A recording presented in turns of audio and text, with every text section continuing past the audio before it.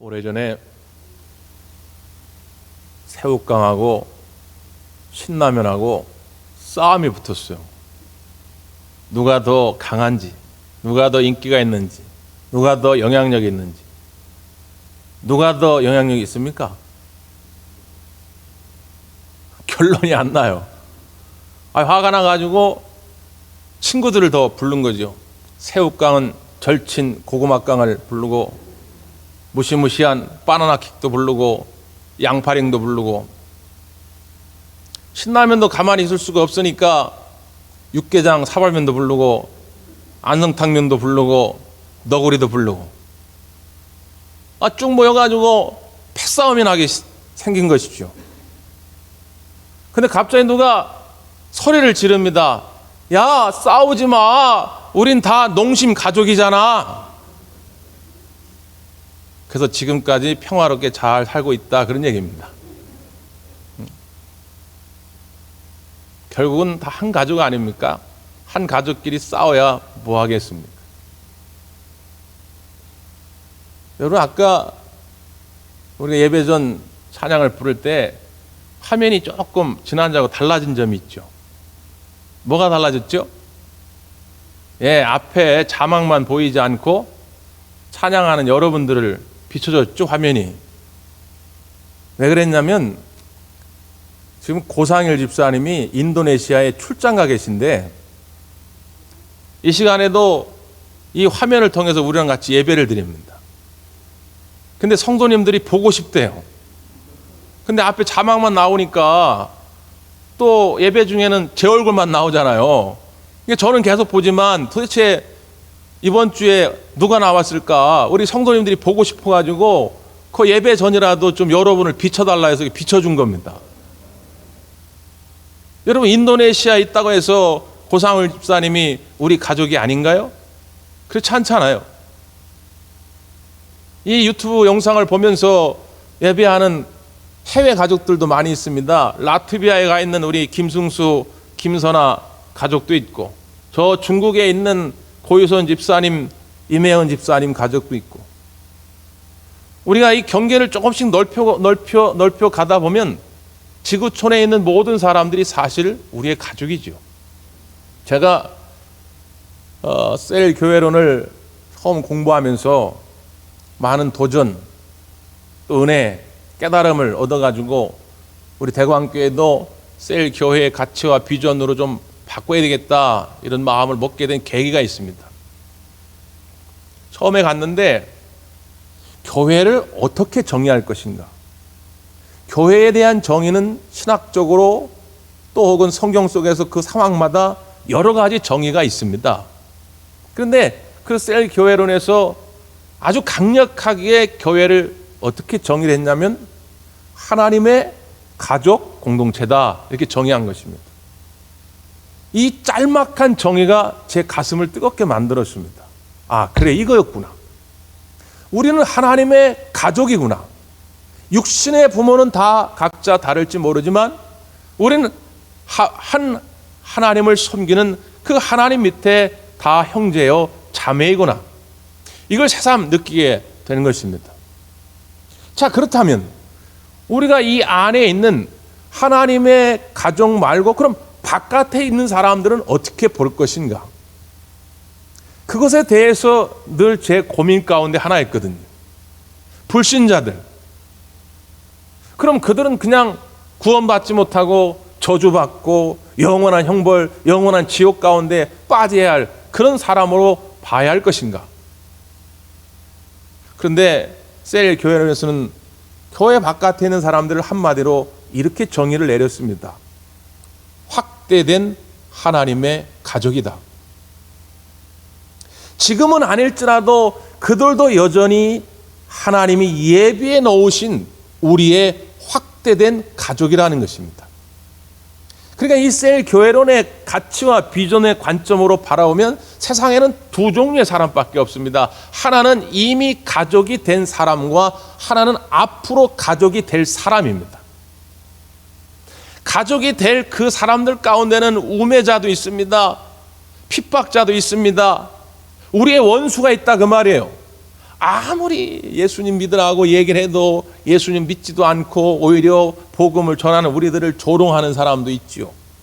심지어 교회 가지 말라고, 예수 믿지 말라고 우리를 해방하고 물리적으로 억압하는 그런 박해자도 있습니다.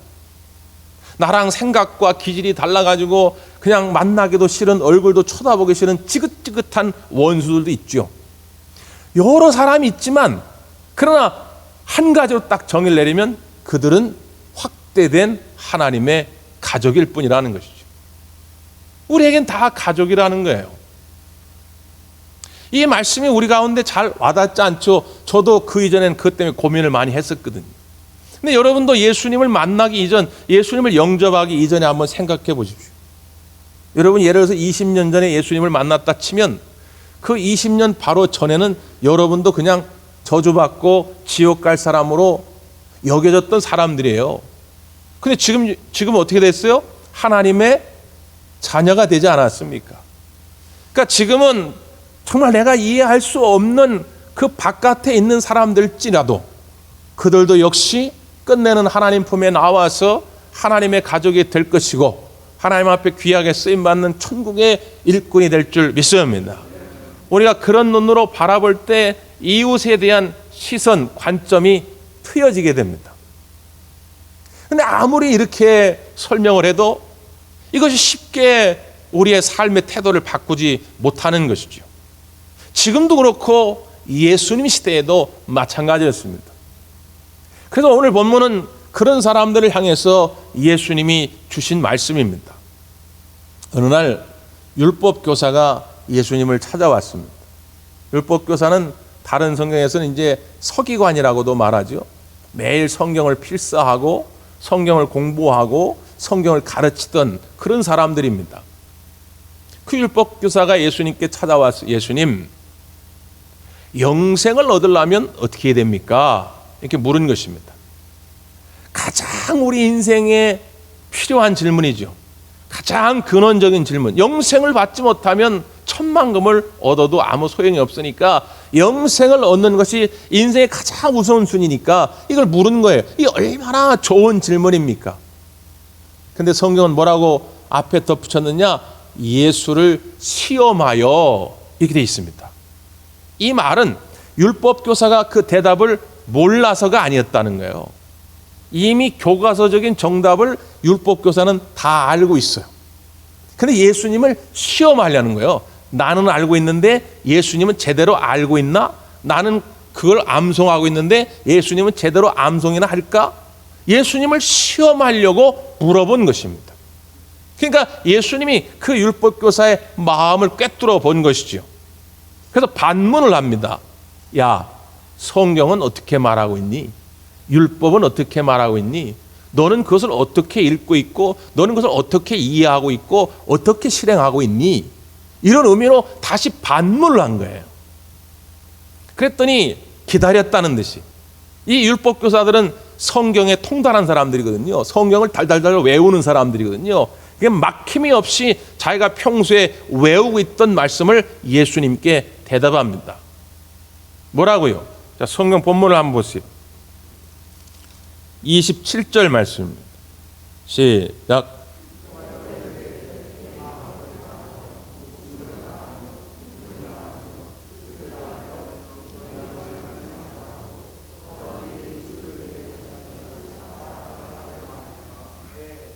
두 가지로 설명하죠. 하나는 내 마음을 다하며 목숨을 다하며 힘을 다하며 뜻을 다하며 주 너희 하나님을 사랑하라. 신명기 6장 5절의 말씀을 인용한 것이죠. 두 번째는요, 내 이웃을 내 자신같이 사랑하라. 레위기 19장 18절 말씀을 인용한 것이죠. 하나님이 여러 율법을 주셨습니다.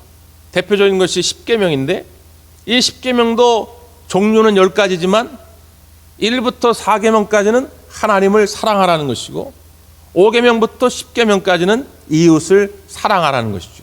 딱 두 가지로 나눌 수 있는 것입니다. 이것이 전부예요. 이게 율법의 핵심입니다. 하나님의 말씀의 핵심이에요. 여러분이 만약에 창세기를 읽든 레위기를 읽든 요한계시록을 읽든 요한복음을 읽든 어디 성경을 읽다가 만약에 하나님이 들려주신 음성 같은데 이 두 가지의 범주를 벗어난다? 그럼 잘못 들은 겁니다. 성경 어느 곳을 읽어도 하나님의 음성은 이 둘 중에 하나로 들려져야 합니다. 하나님을 사랑하든지 이웃을 사랑하든지. 어떤 말씀, 어떤 음성을 들었는데 하나님을 사랑하지 말라거나 이웃을 사랑하지 말라거나 그런 음성이 들려진다면 그건 성경의 내용이 아닌 것이죠. 내가 잘못 이해한 것이다 그 말이에요. 얼마나 정확하게 이 율법교사가 율법에 대해서 꿰뚫고 있는지를 보여주죠. 그러니까 예수님이 옳다, 너 잘 봤다, 가서 그대로 행하라, 그러면 너는 살리라 이렇게 말하는 것입니다. 그러면 그냥 기쁜 마음으로 돌아가면 좋은데 이 율법교사가 돌아가지 않고 다시 묻습니다. 그 다음 29절에 보면 그 사람이 자기를 옳게 보이려고 예수께 여짜오되 그러면 내 이웃이 누구니까 이렇게 묻는 것입니다. 하나님을 사랑하자 그러면 별로 논쟁의 여지가 없습니다. 여기 모인 여러분에게 여러분 우리 하나님을 사랑합시다. 그럼 하나님을 왜 사랑해야 합니까? 하나님을 어떻게 사랑해야 됩니까? 별로 궁금해하는 분이 없어요. 전 세계 어느 교단, 어느 교파, 어느 교회를 가도 하나님을 사랑하자 하는데 반문을 하는 사람 별로 없습니다.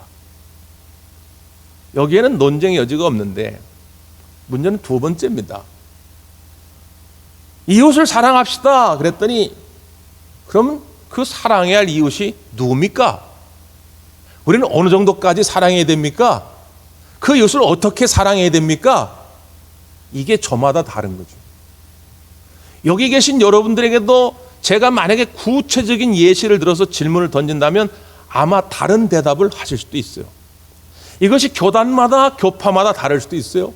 그게 나라마다 민족마다 다를 수도 있어요. 시대마다 다를 수도 있어요. 예수님 당시에도 이 이웃에 대한 개념에 혼동이 있었던 것이죠. 그러니까 이 율법교사가 다시 물은 거예요.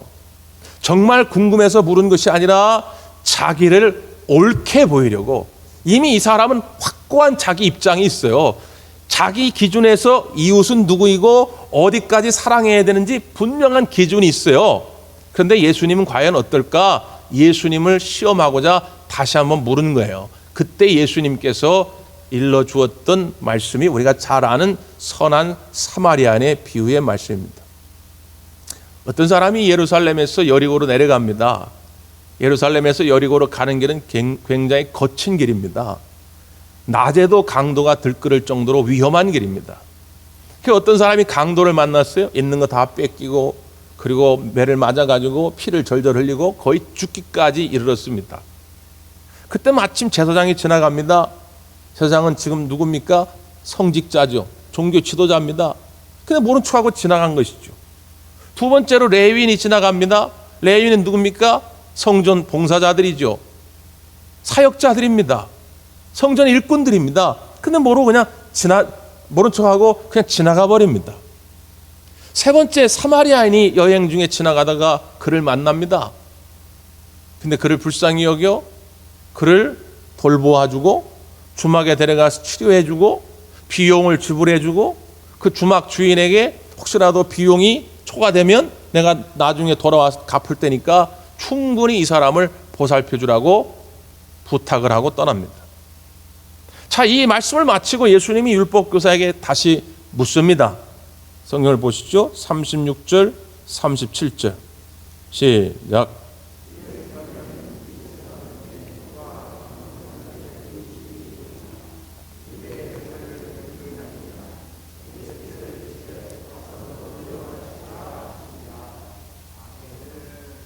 누가 강도 만난 자의 이웃이 되겠느냐? 그랬더니 율법교사가 당연히 자비를 베푼 사람 아니겠습니까? 그랬더니 예수님께서 명령하시죠. 가서 너도 이와 같이 행하라. 오늘 예수님의 명령 6번째 시간, 가서 너도 이와 같이 행하라는 것입니다. 이 주님의 명령에는 두 가지의 의미가 다 담겨져 있습니다. 하나는 당시의 사람들이 왜곡시켜 놓은 이웃의 경계, 그것을 허물어 버리라는 것이죠. 또 하나는 내가 그 강도 만난 자의 이웃이 되어서 이 세상에 강도 만난 이웃들을 보살펴 주라고 하는 의미도 담겨져 있는 것입니다. 자, 먼저 이웃의 경계를 허물라고 하는 예수님의 뜻이 담겨져 있습니다. 이 본문의 비유의 말씀에 등장하는 사람들은 다 유대인입니다. 강도 만난 자도 유대인이고 제사장도 유대인이고 레위인도 유대인입니다. 근데 유독 강도 만나서 그를 도왔던 사람만 사마리아 사람이라고 강조를 합니다. 왜 그랬을까요? 당시 이 이스라엘 남부 지역에 살던 이 남유대 사람들은 북쪽에 살던 사마리아 사람들을 인간 취급 안 했습니다. 그들은 이미 오래전에 아수르에 의해서 북쪽적인 멸망당해가지고 외부의 이방인들이 들어와서 그들이 혼혈주의가 됩니다. 이방인의 피가 섞여요. 그래서 남유대 사람들은 그들을 개보다도 못한 인간 취급을 한 것이죠. 지나가다가 사마리아 사람들이 다가오면 피해가거나 침을 뱉거나 욕을 하거나 그랬습니다. 그러니까 그 사마리아 사람들은 이웃이 아닌 거예요. 그냥 번개가 쳐가지고 당장 벼락 맞아 죽어야 할 저주받을 그런 인간들이었던 것이죠. 그런데 그 사마리아 사람이 와서 이 강도 만난 자의 이웃이 되어 주었다는 거예요. 너희들이 스스로 만들어 온 그 이웃의 경계를 허물라고 말씀하는 것이죠. 마태복음 5장 35절 말씀에도 43절 말씀에도 예수님이 똑같은 말씀 하십니다. 너희는 내 이웃을 사랑하고 내 원수를 미워하라 했다는 것을 너희가 들었으나 나는 너희에게 이르노니 너희 원수를 사랑하며 너희를 박해하는 자를 위하여 기도하라 이렇게 말씀합니다.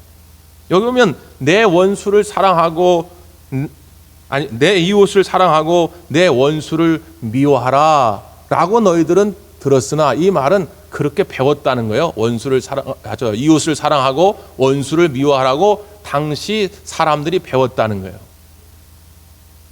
근데 예수님이 바로 잡아줍니다. 나는 너희에게 이르노니 너희 원수를 사랑하며 너희를 박해하는 자를 위하여 기도하라. 그러니까 이 말은 뭐냐면 당시의 가르침이 잘못되어졌다는 것이죠. 이웃을 사랑하라, 이거는 문제가 없어요. 레위기 19장 18절에 하나님이 모세를 통해서 주신 말씀을 제가 그냥 하나도 빠뜨리지 않고 그대로 소개하면 원수를 갚지 말며 동포를 원망하지 말며 내 이웃 사랑하기를 내 자신과 같이 사랑하라. 나는 여호와니라. 이게 워딩 그대로입니다. 하나님이 모세를 통해 주신 말씀이에요. 이걸 건들면 안 됩니다. 그런데 당시 사람들이 보니까 이걸 순종하기가 쉽지 않은 거예요. 네? 그러니까 앞에 원수를 갚지 말며 동포를 원망하지 말며 이건 빼버립니다. 그리고 내 이웃을 사랑하라 이것만 남겨놓아요. 그리고 뒤에다가 자기들의 생각을 덧붙여가지고 원수를 미워하라 이렇게 말을 해놓은 것이죠. 하나님은 내 이웃을 사랑하되 내 자신과 같이 사랑하라 이렇게 말씀하셨습니다. 다시 말하면 이웃을 사랑하되 내 자신의 필요를 채우는 것처럼 아주 구체적으로 이웃의 필요를 채워서 사랑하라는 것입니다. 내가 예를 들어서 목이 마르면 물을 먹잖아요. 배가 고프면 밥을 먹죠. 추우면 옷을 입지 않습니까? 내 자신을 사랑하기 때문에 내가 나의 필요를 채우는 것처럼 내 이웃도 내 자신처럼 사랑하라고 말씀했는데 그것도 빼버렸습니다. 그리고는 당시의 율법 교사들이 바리새인들은 어떻게 가르쳤느냐? 내 이웃을 사랑하고 내 원수를 미워하라 이렇게만 가르친 것이죠. 왜 그랬을까요? 이래야 인생 살기가 편하거든요. 보십시오. 여기 앉아있는 분들 가운데 제가 예를 들어서 한 사람만 딱 정해놓고 그 사람만 사랑합니다. 그리고 나머지는 사랑하지 않습니다. 누군가 묻습니다. 목사님, 아니 왜 목사님은 그 사람만 사랑하고 나머지는 사랑하지 않습니까? 그럼 제가 대답합니다. 예, 나머지는 제 원수입니다. 제가 원수로 딱 정해놨기 때문에 나는 그 사람들을 사랑하지 않습니다. 아니, 랍비들이 그렇게 가르쳤잖아요. 율법교사들이 그렇게 가르쳤잖아요. 아니, 원수는 미워하라고 했잖아요. 나머지는 다 제 원수입니다. 나는 하나님 말씀을, 율법을 어긴 적이 없습니다. 이렇게 돼버리는 것이죠. 문제는 뭐냐? 그 원수가 누구냐는 것입니다. 그 원수의 기준이 성경에 나와 있는 것도 아니고 어디 율법 조항에 나와 있는 것도 아니고 결국 그 원수는 누구냐? 내가 만드는 겁니다. 나하고 생각이 그냥 다른 사람, 내가 마음에 들지 않는 사람, 그 사람들 내 기준에 따라 그냥 원수로 만들어 놓은 것입니다. 이 편견이 매우 무서운 것이죠. 지금도 여전히 마찬가지입니다. 여러분, 왜 우리가 이런 편견을 갖게 될까요? 오늘 이 율법교사가 예수님께 나와서 이웃에 대해서 물은 이유는 자기를 옳게 보이려고 했다는 것입니다. 다시 말하면 이런 편견을 우리가 갖게 만드는 건 자기를 옳게 보이려고 하는 자기 의에 따라 사는 기준 때문에 그렇습니다. 자기 의를 따라 사는 이런 인생은 매우 목마른 인생이 될 수밖에 없습니다. 아무리 해도 만족할 수 없는 인생이 되는 것이죠. 그럼 어떤 사람이 목마르지 않는 인생이 됩니까? 그건 하나님의 은혜 안에 머무는 자입니다. 자기 의가 아니라 나는 아무 공로 없으나 예수 그리스도의 십자가의 은혜로 내가 구원받았음을 깨닫고 그 하나님의 은혜 안에 늘 머물 때에 우리는 목마르지 않는 샘솟는 삶을 살게 되는 것이죠. 이 은혜 안에 머물기 시작하면 그 다음부터 편견이 사라집니다. 대표적인 사람이 사도 바울이죠. 고린도전서 19장 22절에 보면 그는 고백합니다. 내가 약한 자들을 위해서 약한 자처럼 된 것은 아무쪼록 내가 더 많은 사람을 구원하기 위함이라. 무슨 말이냐면 바울은요, 할례를 주장하는 사람한테 가면 그래 맞아 할례 받으면 좋지 뭐 이렇게 얘기합니다. 무할례를 주장하는 사람한테 가면 맞아 야, 꼭 할례 받아야 구원받는 거 아니야. 구원받는 건 믿음으로 구원받는 거지 꼭 뭐 할례 받아야 되냐. 무할례자처럼 얘기합니다. 그럼 바울이 무슨 소신이 없어서 그렇습니까? 줏대가 없어서? 바울이 무슨 율법에 대한 지식이 없어서 그런 거예요? 아니요. 바울은 예수님을 믿기 전에는 눈에 불을 켜고 나보다 못한 인간들, 율법을 어기는 인간들, 내 의의 기준에 맞춰가지고 원수된 자들을 찾아 나섰던 사람들입니다. 그들을 저주하고 핍박하고 혐오했던 사람입니다. 그런데 예수님을 만나고 나니까 자기가 옛날에 고상하게 여겼던 자기의 의는 이건 다 배설물 같은 거예요. 하나님 앞에 서니까 내가 드러낼 만한 내 의가 없는 거예요. 그럼에도 불구하고 주님이 나를 위해 죽으시고 나를 살려주셨구나. 그 하나님의 은혜를 깨닫고 나니까 그 다음부터 은혜의 눈으로 사람들을 보는 거예요. 이건 저주받을 사람들이 아니라 똑같이 구원받을 사람들이고 똑같이 하나님의 사랑을 받아야 할 사람들인 것이죠. 그 눈으로 그 사람들 보니까 그들과 같이 되기를 그는 작정한 것입니다. 은혜 안에 머물면 편견이 사라지고 이웃의 경계가 확장되어져 갑니다. 이제는 내 삶의 주변에 원수는 없어지고 이웃만 있게 되는 것이죠. 예전에 소망교회 오병용 장로님이라는 분에 관한 기사를 읽은 적이 있어요. 지금은 연세가 90이 넘으신 분인데 이분이 소망교회 경조부장을 하셨던 분입니다. 한 40여 년 동안 4,000구의 시신을 염을하신 분이에요. 지금은 물론 우리가 다 이 장례식장에서 알아서 하지만 우리 어르신들 알지만 옛날 다 집에서 했잖아요. 또 도시 같은 데는 장의사가 가까이 있어가지고 하기도 했지만 그렇지 못한 경우에는 이걸 교회에서 많이 했습니다. 저도 신학교 다닐 때 목회 실습 시간에 염하는 실습을 했어요. 교수님이 염할 땐 이렇게 하는 걸 다 알려주고 배우긴 다 했는데 지금은 다 잊어버렸죠. 근데 그때만 해도 그걸 배웠어야 했던 그런 때입니다. 이분이 그 4,000여 명의 시신을 염을 된 이유를 그 인터뷰하는데 밝히시더라고요.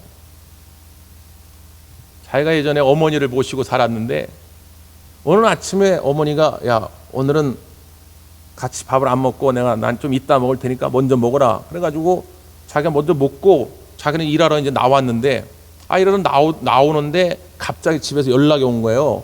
어머니가 쓰러지셨다는 거죠. 어머니가 뇌출혈로 쓰러지신 겁니다. 그 돌아가셨는데 가보니까 수저를 이렇게 들고 계신 채로 쓰러진 겁니다. 그래서 막 손을 펴가지고 수저도 하고 수저도 뺏고 그랬는데 처음 당하는 일이니까 당황스러운 거죠. 어떻게 해야 될지 모르는 거죠. 그래서 급한 마음에 교회에 전화를 했습니다. 또 교회 장로님과 권사님들이 오셔가지고는 그 어머니를 깨끗하게 닦아주시고 그 어머니 다 입관도 해주시고 그 모든 장례 절차를 교회에서 장로님과 권사님들이 다 해주신 것입니다. 물론 돈 한 푼도 받지 않고 다 무료로. 그때 어마어마한 충격과 은혜를 받은 것이죠. 야, 이런 사람들이 다 있구나. 나도 이제부터 이 받은 사랑을 사람들에게 나누며 살아야 되겠다. 그래서 이분이 지금 그 삼립산업 주식회사 회장님이신데 자기 사업일도인데도 불구하고 교회에서 누가 죽었다 그러면 제일 먼저 달려가지고 그 염을 다 한 거예요. 자기가 받은 은혜가 있으니까 그 교인 가운데 뭐 내가 싫어하는 교인이 있을 수도 있고 마음에 안 드는 교인이 있을 수도 있겠지만 그건 중요하지 않죠. 내가 받은 은혜가 있으니까. 여러분에게 한번 묻고 싶습니다. 여러분의 삶에 원수가 많은 게 좋습니까? 이웃이 많은 게 좋습니까? 집에 가도 원수뿐이고 직장 가도 다 원수뿐이고 심지어 교회 왔는데도 다 원수뿐이고 여러분 그런 인생이 행복하겠어요? 내 주변에 이웃만 넘쳐나는 것이 내 주변에 하나님의 가족만 넘쳐나는 것이 행복한 인생 아니겠습니까? 그래서 하나님은 여러분에게 명령하는 것입니다. 원수를 미워하지 마라. 너희들 기준에 따라 가지고 원수를 만들어 놓지 말라. 원수도 사랑하고 내 이웃을 내 몸같이 사랑하라고 명령하는 것입니다. 21세기에 들어서 우리가 전도를 말할 때 관계 전도를 많이 말하죠. 옛날에는 이제 길거리에서 노방 전도하면서도 많이 사람들을 구원했지만 요즘은 그거보다 관계 전도, 인간 관계의 다리를 통해서 전도해야 한다. 그런 걸 많이 강조했는데 어떤 분이 관계 전도를 정의하기를 이렇게 정의하시더라고요. 등잔불 아래 울고 있는 영혼을 찾아서 그들의 눈물을 닦아주는 것이다. 이게 관계 전도라는 거예요. 등잔불 아래. 저는 이 표현이 참 마음에 듭니다. 이게 무슨 뜻이냐? 바로 우리 주변에 있다는 거예요. 울고 있는 영혼이 바로 내 곁에 있는데 내가 그걸 모르고 있다는 거예요. 등잔불 밑이 어둡다고 말이죠. 그 등잔불 밑에서 울고 있는 영혼을 찾아가서 구체적인 사랑으로 그들의 눈물을 닦아주는 것이 관계 전도입니다. 지금 이 시대에 이 사랑이 우리에게 더욱 필요한 때 아니겠습니까? 혹시라도 여러분 주변에 내 기준 따라 만들어 오는 원수가 있다면 오늘 이후로 다 없애시고 모두 다 여러분 이웃이 되고 하나님의 가족이 되시기를 간절히 바랍니다. 기도하겠습니다.